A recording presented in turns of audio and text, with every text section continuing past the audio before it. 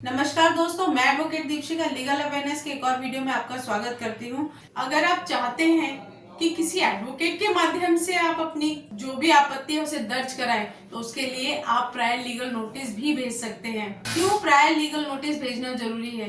क्योंकि prior legal notice भेजने से आप अपनी जो भी जेन्युइन रीजन है डिफॉल्ट का एक रिटर्न में आप दे देते हैं।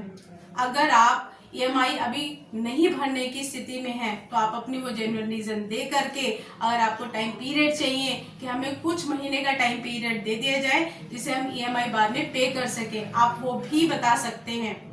और अगर आपको किसी भी तरीके का लोन रिस्ट्रक्चर भी कराना है तो उसके लिए भी आप उनसे बोल सकते हैं।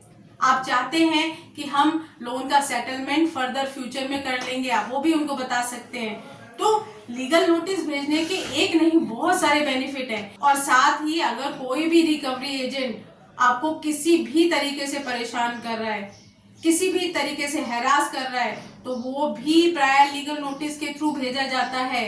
तो सोचो कि कितने बेनिफिट्स हैं कि आप प्रायर लीगल नोटिस में एक साथ में आप रिकवरी एजेंट्स की कंप्लेन भी डाल सकते हैं, आप लोन मॉनिटोरियम पीरियड के लिए भी आप बोल सकते हैं, लोन रिस्ट्रक्चर के लिए भी बोल सकते हैं, आप सेटलमेंट के लिए भी रिक्वेस्ट कर सकते हैं। आपको हर चीज के लिए अलग अलग नहीं देना पड़ेगा कि सेटलमेंट करने के लिए सेटलमेंट रिक्वेस्ट लेटर भेजें, रिकवरी एजेंट की कंप्लेन करने के लिए आप अलग से कंप्लेन करें। तो आपको एक प्रायर लीगल नोटिस में आप ये सारी चीजें दे सकते हैं, और ये आप एक एडवोकेट के माध्यम से ही दे सकते हैं क्योंकि वो लीगल एक्सपर्ट अपने लेटर हेड पे ये सारी सिचुएशन लिखता है। और जब अपने लेटर हेड पे ये चीज जाती है तो जो कंपनी है, बैंक है, उनको उस चीज को अपने रिकॉर्ड में लेना पड़ता है।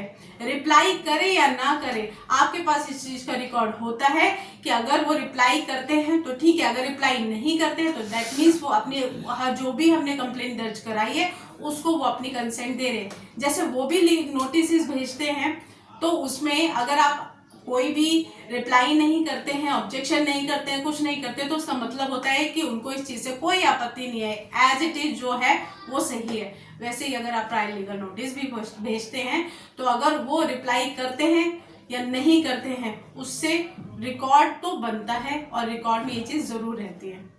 तो प्रायर लीगल नोटिस भेजने का ये बेनिफिट होता है।